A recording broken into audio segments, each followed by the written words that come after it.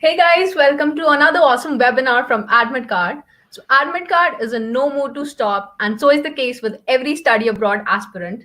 The drive to study in one of the world's topmost universities keeps the student moving forward, and in this drive of yours, your study abroad dream, AdmitKard is there to help you out. So it's the perfect opportunity in this lockdown to prepare well. My name is Pragya and I lead the mentorship vertical here at AdmitKard. And today's webinar is going to help you in your GRE and GMAT prep. So on that note, let me quickly introduce our two wonderful mentors today. So we have Gokul and Vidit who have come together to give you inside out of the GRE and GMAT. So Gokul, can we have a quick introduction from your side? Okay. Hi, everyone. My name is Gokul Menon. I am studying at University of Ulm. I'm doing my master's in quantitative finance. I'm from Kerala and I've come to Germany in 2018. It's been a wonderful journey right now. Currently, I've finished 3 semesters and I'm on my semester break. I'm doing my internship with Deloitte in Cologne. But the point is, like, because of the coronavirus situation, I have to work from home. So I'm basically working from home. But yeah, I have one more semester left where I'll be doing my master thesis, and yeah, I'm looking forward to it. Yeah, bye. Perfect. Thank you, Gokul. So with it, can you introduce yourself now? Hey, so I'm an MIM student here in Berlin at ESCP Business School, and it's a pan-European program. So I was in Paris before, and now I'm in Berlin. I'm planning to go to Madrid for my 3rd semester. I'm also on my semester break, and I'm doing an internship at a startup in Berlin right now. And I'm from Delhi originally. Thanks. Perfect. So everyone who has joined us today, quickly just put down hi in the chat section to let us know that you've joined, and we'll wait for a couple of more seconds while others join. So in this webinar, we'll be walking through some important questions about GRE and GMAT exam that you're going to take from home during this COVID season. And post that, we'll have a live Q&A section wherein you can chat and ask any questions that you want to. Also, in the end, we will reveal a superb offer from Princeton Review that we have partnered with, and which is one of the largest test prep companies, and which is exclusively for the attendees of this webinar. So from all the students, Merin says hi, Ali says hi, we have Anupriya, we have Rutuja, hi Sayed, hi Dinesh, I welcome you all. And I think on that note, let us quickly begin. So let me start with a very quick, brief intro on what GRE and GMAT is. So if you're planning on going to your graduate school, you'll probably need to take the GRE test, which is the graduate record exam. The GRE content you'll be tested on it ranges from your writing skills, your vocabulary, your reading, comprehension, and other math questions as well, which is divided into 4 sections. So on the other hand, GMAT, if you're planning for MBA admissions, your business schools will trust a GMAT exam that you need to take for your admissions. The GMAT exam will help you stand out during admission process. And again, it is most trusted exam and an indicator for success in your MBA admissions, right? So on that note, I think we should quickly begin. Are we ready, Gokul and Vidit? Yeah. Okay, so the first question would be, when you started your study abroad journey, when did you start preparing for GRE and GMAT respectively? So starting with Gokul. So I was planning for the winter intake. So I started off the previous year in August. So I prepared in August and September, and I gave my GRE exam in October. So I was ready with my certificate and my IELTS in November. So I started applying to all the universities from Jan for the winter intake. Okay, perfect. Okay. So the same question for you with it. Yeah, so for me, it was a little bit different because when I gave my GMAT, I was still studying in my bachelor's in my 3rd year. So I started thinking about the GMAT and what options I had for programs, and master in management struck to me the most. And so roughly 1.5 years before I officially applied, I started thinking about the GMAT, started watching videos, had a bit of strategy in mind, and then I seriously started preparing 3 months before I applied. I started applying in August of 2018. Mm-hmm. So I started in around May to June of 2018, officially. Okay, perfect. So both the exams are actually needed for graduate admissions. So which exam should I give? How does a student decide that? When is GRE needed and when is GMAT needed? So again, starting from Gokul. I think GRE is mostly required for more technical based courses, and GMAT is more for the business based courses. So most MBA programs would require GMAT, but there are also certain schools which accept GRE or GMAT. But GRE, I think, is more wide if you are going for something related to engineering or something related to social sciences or anything. I'm not sure about where all GMAT comes into play, but I think it is mostly for MBAs and business schools. Yeah. So yeah, Gokul is absolutely right on that one. GMAT is more management oriented, and GRE is much more technically oriented. But the matter of fact is that most business schools around the globe, especially here in Europe, even in the ones in North America, accept both GRE and GMAT. But I'm just strictly speaking for business schools. So if you're thinking of applying to B schools, then you can go either way. Whichever exam is easier for you, you can give that, and it shouldn't be a problem in the admissions process. Okay, perfect. So Abhilash, Yash, Prithvi, hi. We have Ali who's also asking a question. We'll address all of your questions in the end. Okay, so the next question for you would be, when I know I have to give this exam, respectively GRE and GMAT, how exactly do I start? The starting is the most difficult point in any study. So where exactly should I start from? If you talk about GRE, like there is a strategy. I have to explain this. This has helped me. So, I would recommend you to make a plan of when you're going to give the exam. Okay. So if I say today I'm going to give the exam after 2 months, just go and register, pay their money and get a date. So that gives you an additional pressure. Like, yeah, I have to start right now. It helps.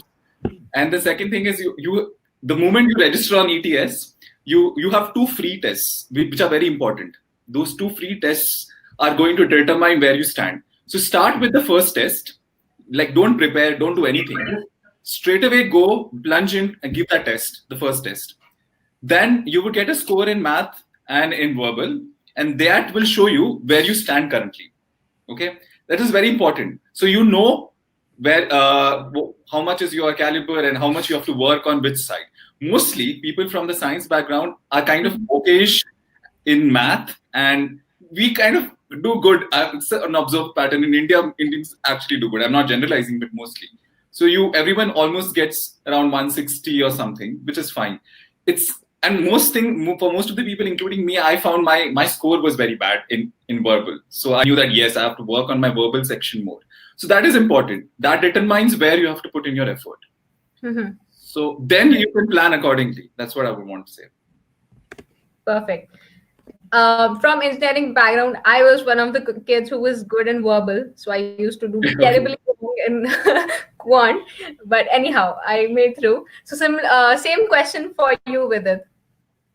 Yeah. So for the GMAT, I would say that start whenever you are comfortable. Invest in good infrastructure at your home where you study. Invest in a good table. Invest in good air conditioning. Invest in good food and the likes. Drink lots of water. Eat salads. Firstly, that lifestyle change will give you more headspace to start off with the GMAT, because the GMAT, when you give the GMAT, it will screw your brain up because it's so fast and so complex at times. But it can be easily overcome by these little things. Apart from that, the only material and the only thing you need to study for the GMAT is the OG and the review guides from the official publishers of the GMAT. That's all you need. And that should be enough to score anywhere between 660 to 730, 740. And if you want to go beyond that, then it makes sense to go beyond the official GMAT material. But apart from that, you should start when your headspace is in the right place, and also only with the official material. Perfect. So we have Tarun asking a question here. I have 490 in GMAT. How can I improve my score to 750 plus? A big jump, but it can come to that. Well, Tarun, funny thing. I had exactly 490 on my first mock. I gave it in February 2018, and I started my prep in May 2018. So for those 4 months, I had almost given up. So the first advice would be to not give up, and the second advice would be to focus on 2 things. Firstly, your strategy and your headspace, as I mentioned in my previous answer. Your strategy is your own way of tackling the questions, is your own way of structuring your time management. And Secondly, the content is king. Find a good book, either study from the OG, study from the Manhattan books, for the content, whichever you don't understand. So apart from that, it will take quite a bit of time to improve from 490 to 750 plus. But I did that, and anyone can if I can. I'm a very average student, so. I hope, Tarun, that answers your question, and we'll go into much more details. So stay tuned in the webinar. So next question is quite subjective though, but how much time do we need to prepare? How much time is sufficient to study for the exam? So like we talk about IELTS, it's a very small exam. So somewhere between 1 to 2 months is enough.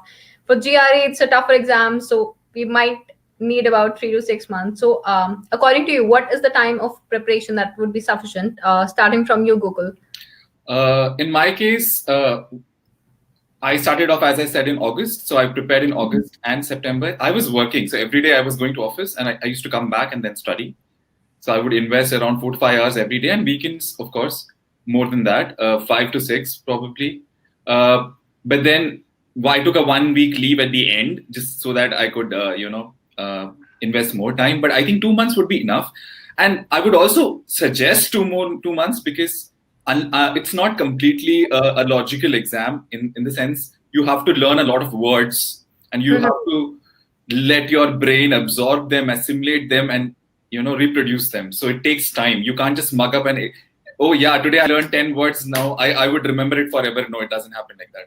It takes time, to automatically reproduce and understand words. It's because words play a lot of a big role in your verbal. So I would at least give it like 2 months. But yeah, if you're very good with verbal, then definitely 1 month is fine. I mean, it depends on you entirely. And if you can, do it more than 2 months and, take it in a very relaxed way, then that's amazing, like it's fine. So the same question for you, Vidit. Yeah, I would recommend what was my personal strategy. So don't count the number of months or the number of days you study for it.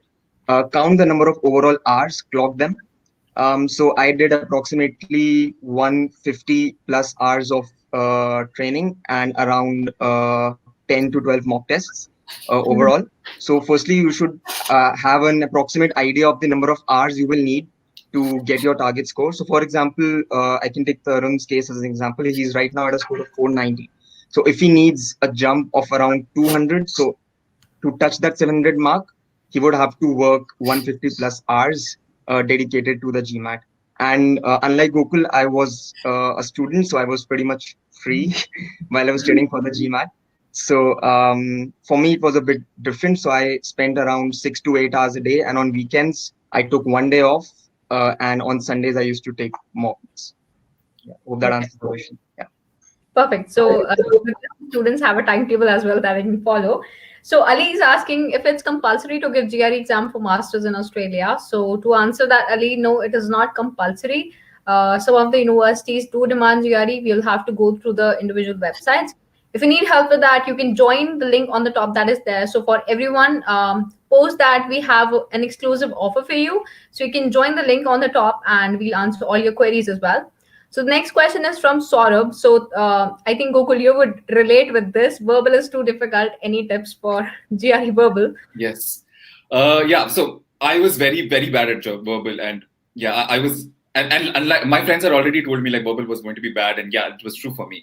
So as you know, verbal has 3 sections. First one is fill in the blanks. Second one is identifying the synonyms, and the third one is reading comprehension. So So what I did was, there is a book called Word Power Made Easy. It's an amazing book. Please do read it, because there is a science behind how the words are formed in English, their Greek origins and their Latin origins.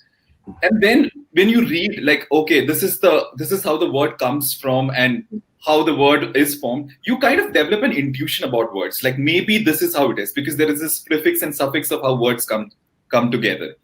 So, and also in verbal, as you see, reading comprehension is something very tricky. Like, you feel that, oh, this is the right answer, and then you go and tick on it, but you never know whether it's right or not. But if you focus on words, I know it's not very logical, it's more of knowledge-based. So if you know that this word means this word actually means that. Benevolence means good, something nice, and something like that.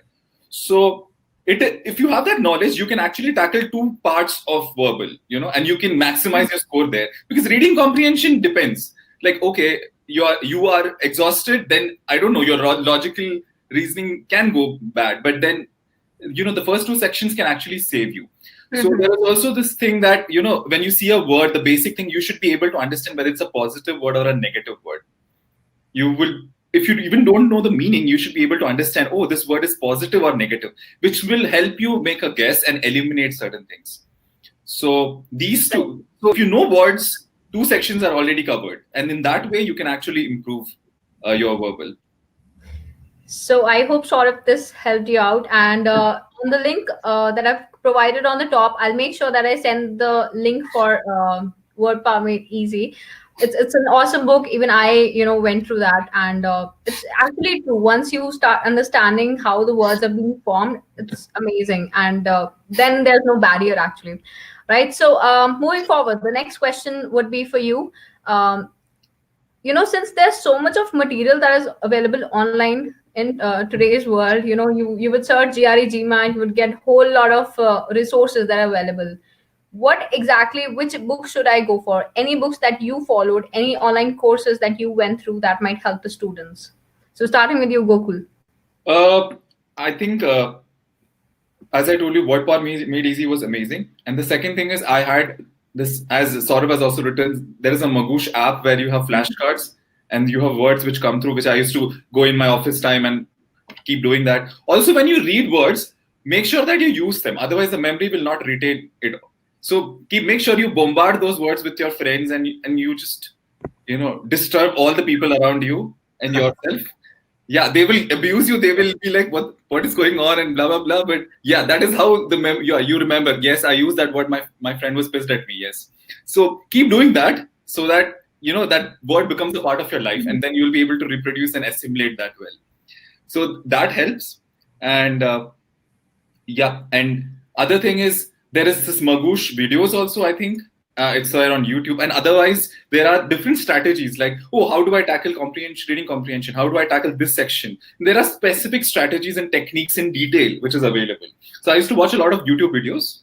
But no, yeah, all the materials, mostly it's my own thing. Like if I want to study something in probability, I would just Google and learn the basics and revisit all of them on my own. I don't think I needed anything in math, because the basics, what we learn till 12th is enough. Right. But in verbals, yes, a lot of practice is required. Also, I would say for GRE, if you want to invest something, you can invest in a decent test series, or else all the websites like mostly Kaplan or Manhattan, everyone has at least one free test. So you have the first TTS test and the last TTS test. You have to save the last one. Please don't use it before. Give the first test, where you stand, and then you start giving every time, at least like once in a week, you should give a timed test. Make sure you give a timed test, because unless and until you give a timed test, you will not train yourself to give the exam under pressure. Because GRE is going to be very exhausting. You have 5 sections along with AVA. So by the end of the 3rd section, 4th section, your brain must have given up. And even if you know things, you would not perform well. So you have to get used to, giving an exam under pressure. And if you keep giving all of time tests again and again, then definitely, you would be able to perform better. You get used to it. Second thing is, please go revisit the exam. Like you've given the test, you go revisit it and see which section where you made the mistake. For example, oh, this was a mistake I made. So stupid. Make sure that, you just note it down. For example, if you go to a particular question, there are 5 options, and out of that, only 1 option was right. Then make sure why the other options were not right. So you learn indirectly 5 words, not just 1 word. So keep adding it into your list, because there is like 50% of all those words resurface again and again. So you have to revisit. I think 50 to 60% of your improvement comes through these test series. So even though you know everything, you may not perform well in your exams because of you have to reproduce all of that under pressure. So I would say, invest in a good test series and please practice a lot. That is more important.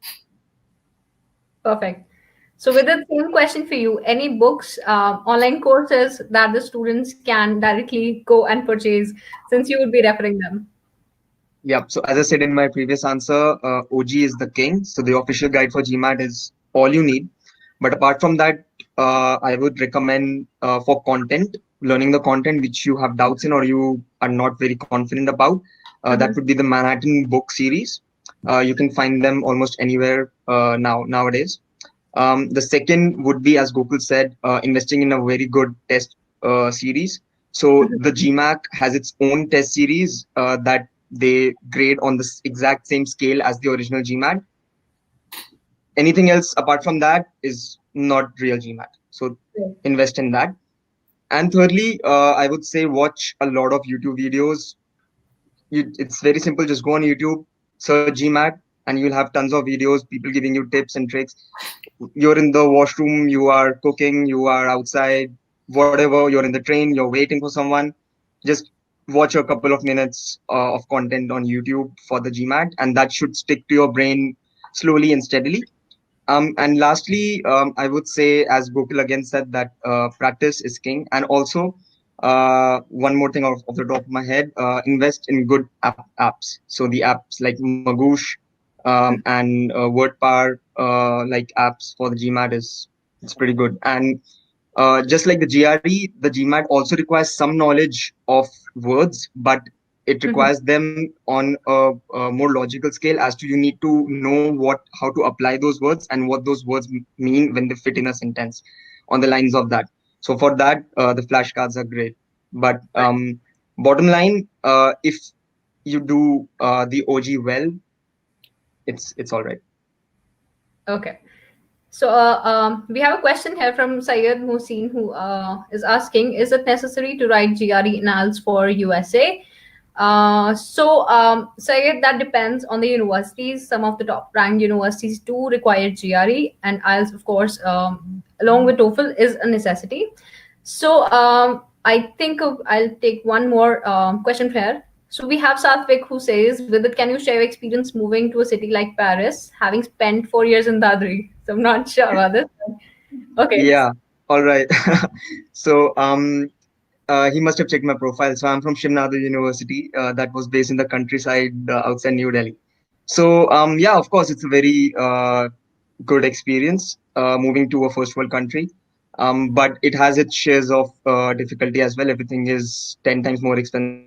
what it used to be. Hello. Hello. Yeah, hi. I'm sorry, I'm back. Can I continue? Yeah, sure. Yeah. So yeah, of course, it will take you a couple of months to get used to, because the people don't speak your language and the food doesn't suit your taste, or there can be a number of problems. But in the end, just throw yourself out there and you'll be fine. Perfect. So other than this, we have Shiv Nader, who says, glad you're here, so proud for you with it. So moving forward, I think I'll take up the next question here. According to you, GRE, GMAT are a myth forward, since all the test centers had been shut down. So what are the pros and cons that might exist for the GRE at home or GMAT at home? So starting with you, Gokul. So I would say that when you are at home, you save a lot of time in not getting ready and the unnecessary things, and you really have a lot of time on your own. So I think, and also you have all the whole internet at your disposition, so you can watch a lot of things, prepare, and the other things, and the disturbances are less. Your friends will not call you out for partying or something like that. So yes, there are a lot of things. And I gave my exam in 2015, which was quite a different time, I would feel. But right now there are more and more materials available online and more YouTube videos. So I think it's very, very beneficial. Like right now, your focus is mostly on this because you don't have anything else. So you would have lesser distractions. Okay. So same question for you, Udit. Yeah, Gokul is absolutely right on his last point. But apart from that, I would recommend you to mimic exactly the test center experience at your home, like you would have in the GMAT. So that would include a very clean room, no clutter around, nothing to distract you, no posters, no whiteboards, nothing like that. And now the GMAT has recently allowed a physical notepad. Earlier, they didn't allow a notepad to give the GMAT at home. Now they have. So again, that's an advantage. Have 2 to 3 pens at your disposal. Make sure there is absolutely no noise in your house. No one is using the Wi-Fi. Everyone is at the corner in one room, so that you don't have any problems because of things that are not exactly in your control. Right. Of course, you have to have a very good sturdy table and chair. Keep your back straight. Drink water in between. Keep your timing in check because you're at home. You may get a bit more comfortable, but you have to mimic the test experience to such an extent that you forget that you are at your home. Also, because it's summer in most of our country right now, it's a very underrated thing. But invest in a good air conditioning solution in your room if you can afford to. Have it at an optimum temperature. Test it out a few times in your mocks, and you should be fine. And lastly, you should give your test in a mix of natural lighting and artificial lighting. I think that is the best combination you can get on a white paper, and when you're looking at a screen, it reduces the amount of strain you have. And these little things add up when you give the exam in such situations. Yeah. Perfect. Quite detailed. Thank you so much for that. Okay, so now let us get into much more details about both of the exams, right? So for Gokul, GRE, which is like a most common question for every aspirant. So yeah. So I'm sorry, I didn't get the question. There was a disturbance. Can you repeat? Okay, so I'm asking how to score 320 plus in GRE. It's a very common question for any student who's gonna give GRE, right? So any tips that you have for or any tricks that you have that the student should be following? Okay, my personal experience, the first time I gave the test, it was 300. Yeah, I got 319, but I think that, if I would have focused more, I would have got a better score. What happened was I got 165 and 167 consistently in maths on all my test series. And I used to get super bad in my verbal. I used to get 150, 151, 152, and all my focus was on verbal. So I made sure that I keep doing that. And then, so I was like trying to balance out, and I thought like, oh, if I just elevate my verbal, then it would go beyond 320. In the exam, what happened was I was doing kind of okayish in verbal, but I started forgetting basic things in maths because I was not focusing on maths. I took it for granted. And so there were certain points where under pressure or whatever, what happened, I forgot basic formulae, and which was very stupid of me. So I got a very less score in math. I got 163, but in verbal, I got 157. So I would say that please, if you want to elevate your score, you can focus on maths because maths is not that difficult. It's kind of easy. If you aim to get more than 165, there are people I know who easily get 167, 168, and they kind of you get okay scores in verbal. So you for math can be used as a tool to elevate your score and try to focus to get minimum score in verbal. So my aim was to get at least 155 in verbal. So I was always trying, not too much, because I'm an average student again, so I'm not that bright. So I was just focusing on bare minimum things. I just wanted to go near 320. But if I would have got a good score in math, I would have definitely got more than 320. But all my negligence, and I underestimated maths. I was like, woohoo, I am a pro. I can just do maths like anything. No, it didn't happen. Exam, no. So yes, math as well. Don't underestimate yourself. Yeah. Yeah, so that actually forms a very important tip for anybody because I was awesome with verbal and I again underestimated it. And I was like, okay, this is like my easy, piece of cake for me. So let me be very confident, but it turned out to be overconfidence in that manner. So for everybody who's good in quant, don't be overconfident, keep on practicing it. Yeah. The next question would be any best strategies that you developed while your preparation or something that you read online that you would like to tell all the students?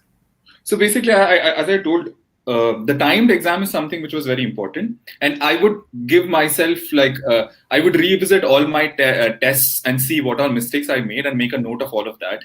And I understood like, okay, this is the mistake I made. For example, reading comprehension, there are some words that like yet, maybe, not many, something which gives emphasis on the sentences. Like there is not much assertion on the statement, which I underestimate.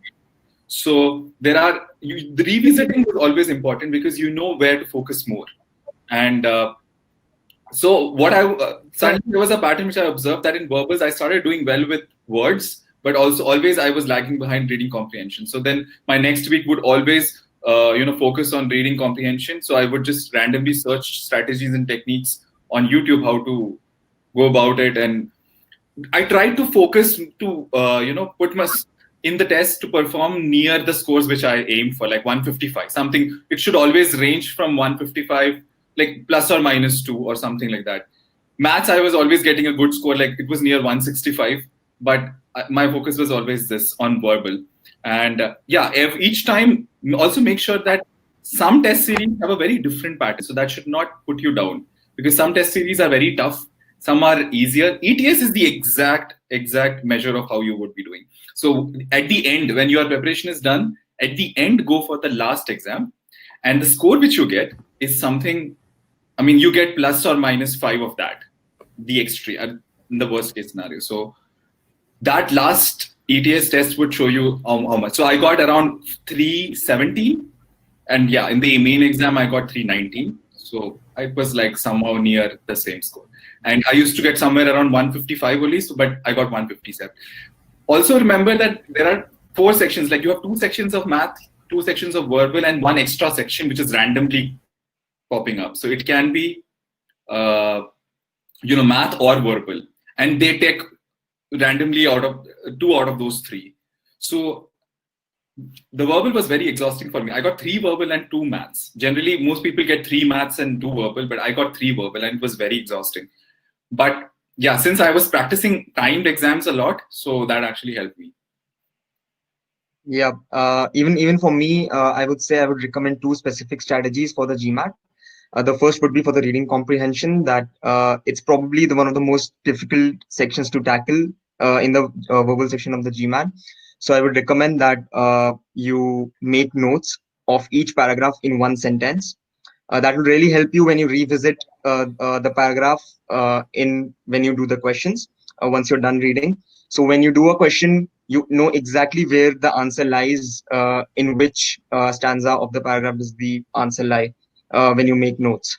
And secondly would be to divide your time for the first 10 questions, the next 10 questions, and the next 12 or 13 questions differently. So it shouldn't be each question has the same amount of time that you have to do. In the beginning, it takes a bit of time for your motor to start churning.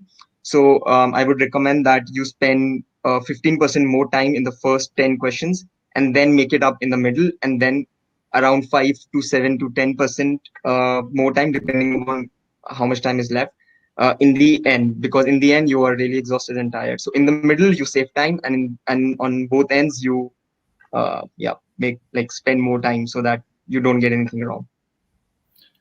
Also, I would add, unlike GMAT, I don't know if the pattern has changed or not, but my information is GMAT is more adaptive, right? Yeah, of course. Yeah. So the first 10 questions would decide what your next 5 to 7 questions would be. But GRE is not like that. So I always say that just go through the questions, don't waste time.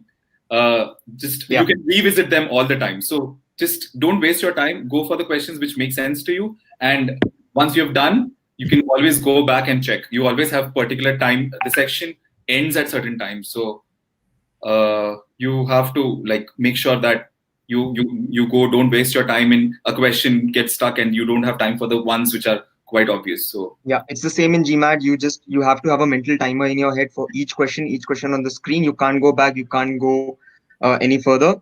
So spend a specific amount of time. If you're not able to crack the question, move on. No more than, if you can't figure out how to do the question in 30 seconds and you don't do it, and you don't figure out the exact way to do it in, let's say, a minute and a half, and you're not able to complete it in 2 minutes, move on. Yeah, but these figures are just subjective to what my strategy was. It can be different for you, but roughly 2 minutes, 15 seconds, move on. Okay. So I'm sorry about my internet. It went off. Okay. So now Yeah. that I'm back, the next question would be how can we register for the exam? So again, we have to go to the official website, right? So any number of more steps that the student should be remembering, again, starting from Gokul. I don't think you just have to go there, register, follow the link, make the payment, and then you get an email. And yeah, it's probably Like for IELTS, we need to have a passport, right? So something. is Okay, it necessary to? I'm not sure. I think I had my passport, but I'm really not sure because I keep the exam quite time before. Mostly, I think I have given my passport as my identity. Okay. Same question. Yeah, it's the same. But I think for the at-home version of the GMAT, you have to do it like 5 minutes before the test starts. You have to show your passport to a camera and something like that. But either way, it's of course if you're giving the GMAT, it would be not difficult for you to follow the instructions anyway. Right. So if I talk about GRE, what would be a good score? So, there's a general tendency that 320 plus, it's a very good score. And what would be the minimum score that any student should be aiming? So the question is for you, Gokul. It's a very subjective question. It depends on what kind of courses you are going for. The first thing I would advise you, if you have a list of colleges where you aim, just go to the website and see what was the average acceptance score last time and how much they expect. And also some colleges have separate cutoffs for verbal and quant. Some of them, the emphasis is on quant more and verbal is fine. So accordingly, you can prepare. It's very subjective. The colleges where I was aiming for, the emphasis was more on the balance of verbal and quant. But yeah, you need to get a more balanced score. So I was like, okay, my English and the verbal and quant score should not be like, should not be too much of gap. But then it entirely depends. So I would say that even with 310 or something, and if you have work experience and if your academic scores are good and all, it's still fine. But some of the competitive schools will ask for more. So it entirely depends. I think 320 nearby is quite decent. 320, more than 320 is amazing. It's good. But I would say that, yeah, just 310 is also fine for some colleges. It's okay. So yeah, it's very subjective, I would say. Okay. Same question for you, Vidit. Yeah, it's even more subjective for the GMAT and for business schools in particular. So they look at your overall profile no matter what. GMAT is just a very small portion of your application. So there is no cutoff as such. There is very little information as to what the average GMAT scores and the mean GMAT scores are. Some colleges do give them, but most of them do not. And that's because these schools have a very huge range of GMAT scores because they have to maintain diversity, be it ethnic or educational diversity. Because of that, even at ESCP Business School, we have people with a GMAT score of 560, 570, 580, all the way up to 780, 790. And we even had a couple of years back a person with the GMAT of 800.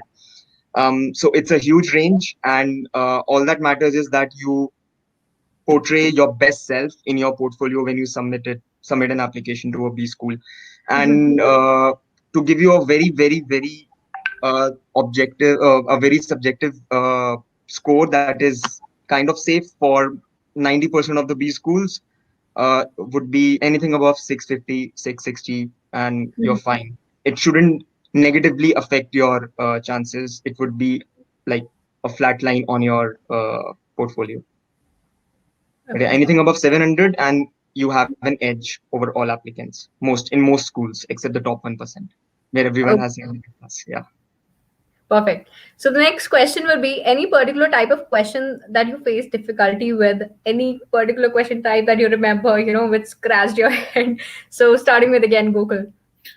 Reading comprehension, like all the time it's the same. Like all the 4 options are right, and I'm like, okay, all the 4 look the same, and then sometimes it's like I'm literally doing like akkad bakkad bobe time thing, because it's at one point at the end of the exam, you go numb and you have no more energy left. But reading comprehension has always been a challenge, so I put more emphasis on that, like to totally go through what they're exactly asking for, and the most obvious answer is never the answer. or something like that. There is a strategy which I used to say that, oh, this is too easy to be the answer. It should not be the answer. And there are elimination techniques which we have to remember. So it's always the reading comprehension which I had a problem with. Okay. The same question for you, Vidit. Can you please repeat the question? So any particular type of question that you faced trouble with, something that you remember out of the exam? Okay. So I would give it a bit of a different answer here. So in the GMAT, all questions carry different weightage. So there's no specific weightage assigned to each question. You'd never know what kind of question is about to come, and you never know what impact it will have on your score. So because of that, always don't think about the previous question or the next question, what it will come. Just concentrate on the 4 options on your screen and use elimination techniques to cancel out at least 2 of them, because 2 of them are obvious wrong answers in almost every question. And do not think that any question is easy or difficult for me. Every question is difficult for you. You should have this in mind. As you said, never get overconfident, but never get underconfident as well. So the best strategy to deal with that is every question, it's just there, it's just on the screen. You answer it then and there. You can't go back, you can't go forward. So there's no point of thinking on those lines. Right. So we have Abhishek saying marking option C always helps. So I'm not really sure about that, Abhishek. Okay, moving forward. So, okay, so coming to you, Gokul, any particular tips that you would give for verbal and quant separately? Since we've discussed a lot about verbal, I would like to address this more to quant. Some strategies that you learned, something that you remember, any tips for all the students? There are some shortcut methods for certain kind of, you always have this, for example, you always tend to have equations, but there are some shortcut methods also available for different categories, for algebra or probability or geometry or anything like that. So you can probably Google that up. Even in videos, in YouTube, you have videos which can actually save up a lot of time. And then those formula or those shortcut methods are very helpful when you deal with quant. Because in our written exams, we always have a big problem, so it's fine. But here we have to focus more on time as well. So in quant, you have to do that. Practice also, make sure that you write down everything and solve all the time. And again, make sure of all the mistakes you have done. That this is also in maths, you can know that this is the part where I'm doing mistakes. I can always revisit this particular section of maths. Right. So you can do that. And even in verbal, I would again say practice a lot and make sure you learn your words properly and use them. You should be able to recollect them and use them. Try to know the roots of the words. Try guessing the words. Synonyms, marking up will not help. It's very difficult to, for a person like me, it's very difficult to, reproduce it all the time. So yeah, try to make a guess of words, which helps. Like, for example, if you have to fill in the blanks, try to understand, here, there's a positive word which is coming. So already some words are eliminated. You just have to guess which one fits well.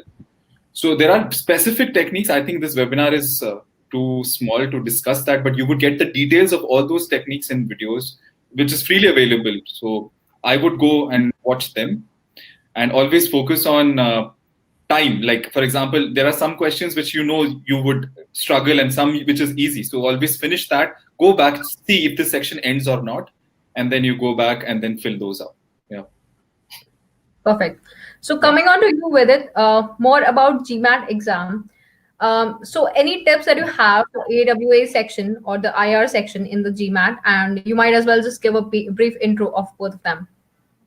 Yeah, all right. So the AWA section is basically just you have to write a structured essay on the topics on a topic that will be given on the spot. So it's graded on a scale of 0 to 6, 6 being the highest. It's graded on the basis of your grammar, your verbal ability, and not on content. So that is something that you need to take care of. That focus not too much on what you're writing, but how you're writing it. It's a relatively easy section, and so is IR.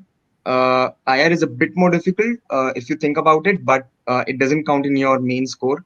So I would recommend do both of them towards the very end of your test prep firstly. And specifically about IR, it's the integrated reasoning section, which simultaneously tests your knowledge on both quant and verbal abilities. And apart from that, for IR, I have just one tip that just go with the flow and use your common sense in those questions, because they are very peculiar set of questions that you do not see in your everyday life, you do not see in other quant or verbal materials. So just follow your gut, and it's an experimental section anyway, so it wouldn't hamper your score anyway, but it may enhance it later when you apply for these schools. Okay, perfect. So again, the next question would be for you, with it. What is the best way of preparing for GMAT? Yeah, as I said repeatedly in this in my answers as well, OG is king. But apart from that, two specific things that you have to keep in mind, and you have to train your mind according to those things. Is that firstly, you don't have to think about the score you will be getting. Secondly, you have to start with your strategy and time management techniques from the first day of your preparation, because that is something that will make or break your score. That is something that has the potential to increase your score by at least 50 points. So again, this webinar is too short for me to discuss the specific strategies and time management skills, but an easy Google search or a YouTube search will give you all the strategies and time management tips that you need. And apart from that, as I've repeatedly mentioned, and I'll mention again, OG content is king. You have to go through the content at least once from the OG, and if anything is not clear, take the help from either forums or YouTube videos or the Manhattan test book series. And you should be good to go. Yeah. Okay. So we'll take up a question here. We have a question from Arnav. I'm facing a lot of trouble with while solving sentence correction questions in GMAT. Any tips on that? How can I improve it? Okay. Hi Arnav. Even I faced initially a bit of difficulty in sentence correction questions. So you just have to keep in mind that sentence correction questions are nothing but very basic math, and how they are math.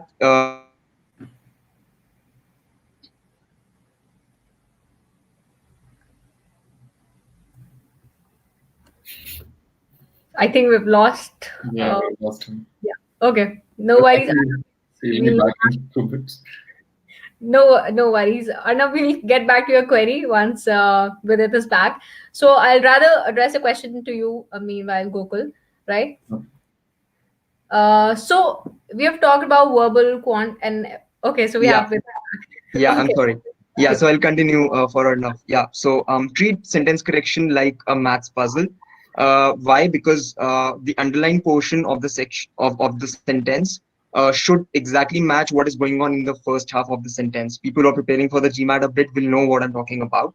So match both of them, and you should have the correct answer. And this can be converted into more of a mathematical technique, and you can train your brain to solve it like an equation. So how you can do that?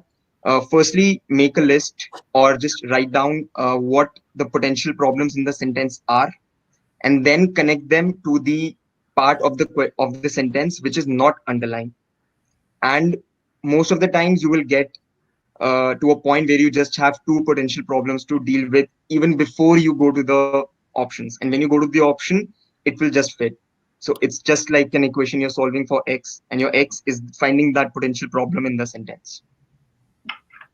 Perfect. So next question from Abhishek RK. Any tips for a computer science graduate with 6 GPA and is interested in business but not able to decide what career to go for? Okay. Hi Abhishek. You did mention that you are interested in business. So it's a very generic term. Firstly, so I can't really recommend exactly what courses would suit you. You will have to decide that on your own. But anything you do, just do it with genuine interest. But apart from that, you seem to have a slightly average GPA. So going from my experience, I had a GPA of around 7, and I had to offset that factor in my applications with my GMAT. So let's say if I had a GPA of 9, I wouldn't need such a high GMAT score to balance that out.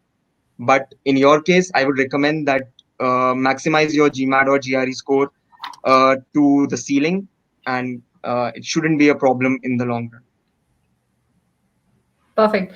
So we'll take up one more question. We have Pooja. Is work experience required in B schools abroad? Yeah. Yes and no. So for MBA programs, all MBA programs require work experience, but the program I'm studying, Master in Management, it does not require any specific work experience, but it is recommended. So again, it's a very generalist questions. So the answer is yes and no for different programs. Okay. So we do address the importance of having time managed while we are preparing for any exam.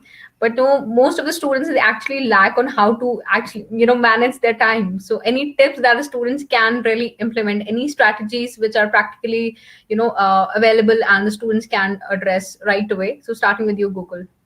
Yeah, you must have a short term and a long term goal, like a kind of a timetable. Just make sure that you complete these many hours, these many chapters, or these many topics in this particular week. If one day you are not able to because of XYZ reasons, make sure that you do that. That is while preparation. So make sure that you don't lag behind. You don't have a baggage to carry for the next. So you say that, okay, I have improved and I have learned these new things, these new concepts, and then you are giving a test at the end of the week. Make sure that you do that. Otherwise, the test is taking the test is a waste, and it's just taking a test for the sake of it. You can't see an improvement. So that is time management. Make sure that you note down everything and you stay okay to the schedule which you have prepared. And the second thing, as I told you, the practice test actually teaches you the time management. So on the way, when you're taking again and again the same exams, you do try, your brain starts working accordingly. You start allotting time slots to each and every question. And initially it is difficult, but then you get the thing. So that is also important. So you get that with the practice test. So if these two things, if you know, and if you're able to manage it, then I think that's sufficient to get a decent score. Yeah. So the same question for you, Vidit. How exactly do I manage my time? Well, very similar to Gokul's answer. Time management, as far as your preparation goes, for the GMAT, it's almost the same. But as far as the time management goes, while you're giving the exam, you should divide your time periods in three sections. As I mentioned before, the first section would be the initial section where you are sort of boosting up to go on, and the second section would be where you will have relatively more difficult questions, but at the same time you will be in a rush, you will be in a flow, so save some time on that. And the last section would be just for any emergency. You should have a buffer time of about 1 to 2 minutes so that you have time to pick yourself up. So whatever time strategy you follow during the exam, just make sure that you have at least a minute to buffer, and also take your time in the first 5 to 10 questions. That's it. Perfect. So when I'm applying to different universities, how important is my GRE or GMAT score? How much, my profile depends or my admit depends on my GRE and GMAT score respectively. So starting with you, Gokul. So as Vidit mentioned, it's very important. The overall profile matters a lot. So if you have a low score in your academics, then you have to offset it with a good GRE or GMAT score. Also, if you have experience, that adds new points to it. Or at the end, a very good motivational letter, it's like a cherry on the top of the cake. So all of that matters. So that is why each and every profile stands out and it's different. So you have to focus on what are your strengths and focus on more of the weaknesses.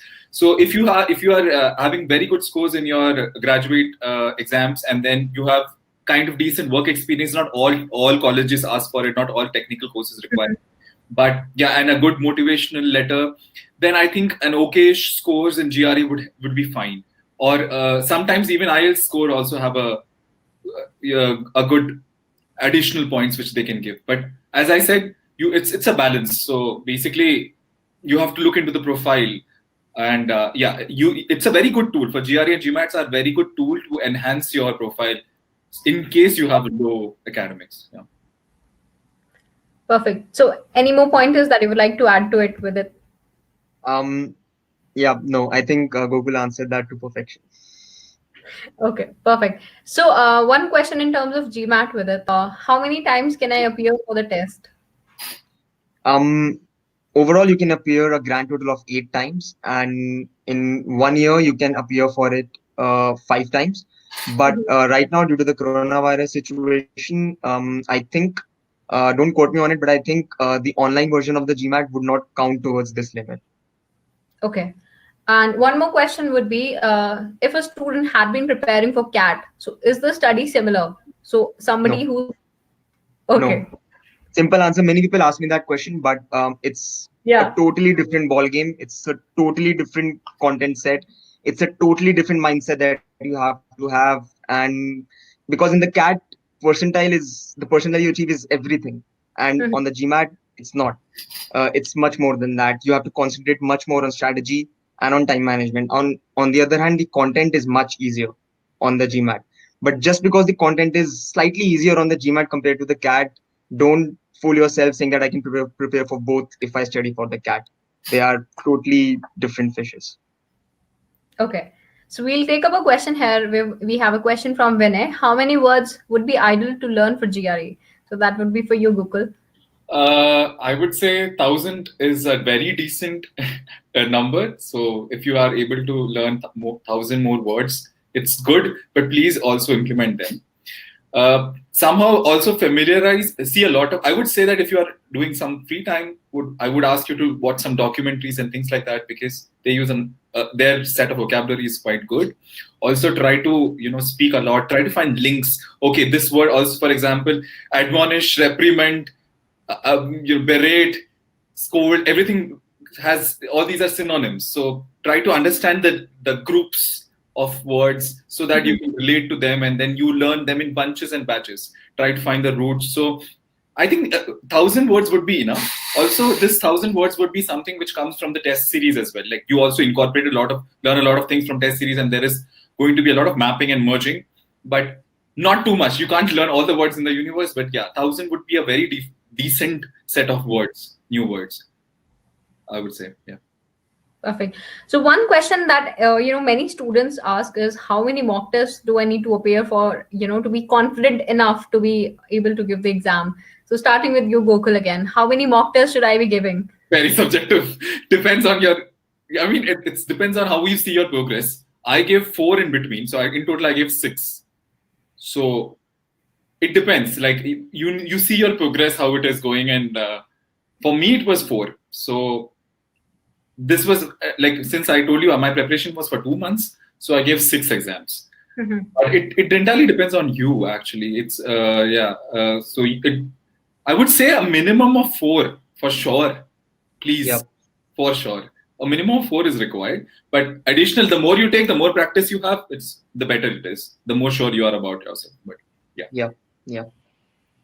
So that's And yeah. For the GMAT, it's quite similar, but I would recommend that once you hit your target score for the first time, if you consistently hit that for 3 times in a row, you're golden to go. But that's only in the official test series that the GMAT provides. The rest all have a different algorithm and they grade your test very differently. But apart from that, after you're done with all of the content, after you're done with the first set of your preparation, you should give at least 1 mock test a week, depending upon how long your preparation is. It not only gives you a lot of practice, as Gokul mentioned, for questions, but also a lot of time to ponder upon your potential mistakes and your time management and strategy. Okay. So I'll take up a question here. We have Riti, who's asking when to take the exam GMAT for round 1 application. So that would be for you. Yeah. So typically round 1 applications close in November or October. So I was in a similar situation. I applied for round 1 for master in management programs in Europe. So I'm specifically talking about European B schools. So for them, I would say a perfect time to start would be around, if you're applying for round 1, would be around March or April. So, but if you're applying this year, right now, you still have time. You can still push it out for a couple of months and submit your application for round 1. So start no later than the 1st of July, and you should be all right. Perfect. So if any of you guys have some more questions, you can quickly put them down in the chat section. Meanwhile, I have again pasted a link on the top which would give you an exclusive offer to the Princeton Review. So for all the attendees of this webinar, we've partnered with Princeton Review, and in fact, we're giving a 10% discount on your preparation material and the tests that are available from Princeton. So you can just join the link on the top. So before I end this, Gokul and Vidit, the last tips that you would like to give again in terms of preparation and in terms of the final day tips or the tricks that the student should be remembering. So starting with you, Gokul. Yeah, so don't underestimate yourself. It's a very simple exam. If an average person like me can get an average score like 320, so then anyone can. So all you have to do is just follow the strategy, recognize yourself, find where you lack, and find your strengths, work on them as well. And a few days before, I would say that at least one day before, stop stressing and take a lot of rest. Eat well, hydrate yourself, don't have a very good night's sleep. And also, while you're giving your exams, make sure you take out that 2 or 3 hours in your test and ask if you're living with your family or friends or anyone, isolate yourself and give a test properly so that you can focus well, you're not distracted. And even on that day, if you're giving the exam online, so, make sure that no one disturbs you, everything is fine. As Vidit has mentioned, the right setting is very important. All of that. I went to a test center and I went quite early and then I was like sitting there chilling. One day I was chilling, I was seeing shit videos, like super funny videos, so that it relaxes you. Meditate a little. Some people say meditation helps. That also helps a lot. And then at the end, you'll be like, let me do it and we'll see about it. Like instead of stressing too much, I'm like, okay, what's worse? My score will be bad. I will give it again. It's okay, kind of. So with that, that's it. Yeah. When you go and give, I think you perform better. So, and anyone can do it. It's fine. There's nothing to do with, I don't know about GMAT, but I think GRE, anyone can do it. It's all strategy. It's the same. Anyone can do it. Yeah. It's just training yourself like a robot till the end and crossing the line, and it's just a number in the end. But coming to your question, everything that Gokul said is very important, so I will use that in my answers, copy paste. And apart from that, plan your breaks well, especially when you're giving the exam at your home. Plan your breaks. Make sure you meet no one, even in your breaks. Don't talk to anyone.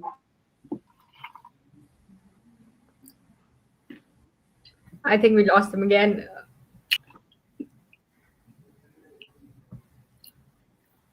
Yeah. With it,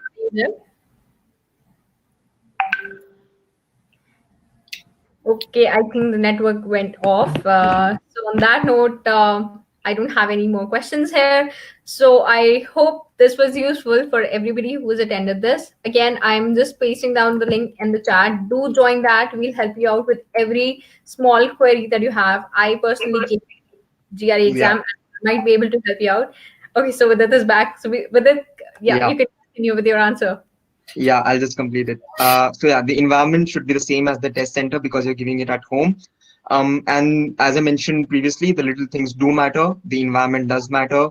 The kind of food or the kind of hydration you have a month before the exams leading up to test day does matter. Keep all those things in mind. Don't study one day before the exam at all, as Gokul mentioned. But a small pro tip that do one question from each section 2 hours or let's say 1.5 hours before the exam in a very test-like setting, or go the other way around and just casually look at a couple of questions from each section. And you do that just to get rid of the cold feet that you get when you see the first question in the real exam. So when you do one question just before the exam, you are a bit more relaxed. Do that. And apart from that, everything Gokul mentioned is spot on.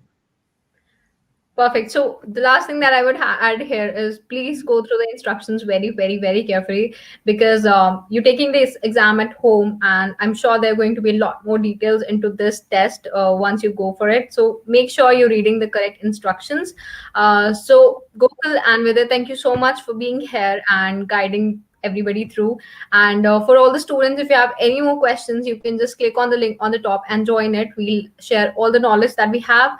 Also, we'll give you an exclusive link to purchase the Princeton Review at a discounted price. If you have more questions about your profile, you can mail us at info@admitkard.com, and we'll again help you out. So on that note, thank you so much, guys, for being here, and especially Gokul and Vidit. Thank you so much for being here and helping us out. You're Yeah. welcome. Yeah, have a nice preparation, everyone. Cheers. Yeah, all the best to you guys.